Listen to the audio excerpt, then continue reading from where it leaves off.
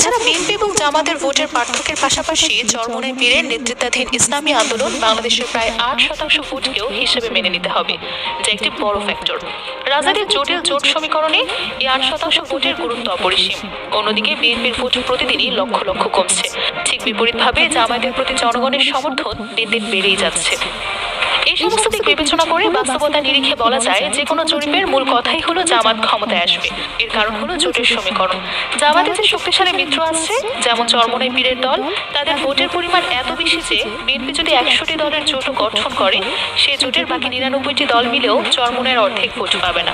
বাংলাদেশের এমন কোনো গ্রাম বা ইউনিয়ন নেই যেখানে চরমোনাই পীরের অনুসারী বা ভোটার নেই। তারা প্রতিটি প্রান্তে পৌঁছে গেছেন।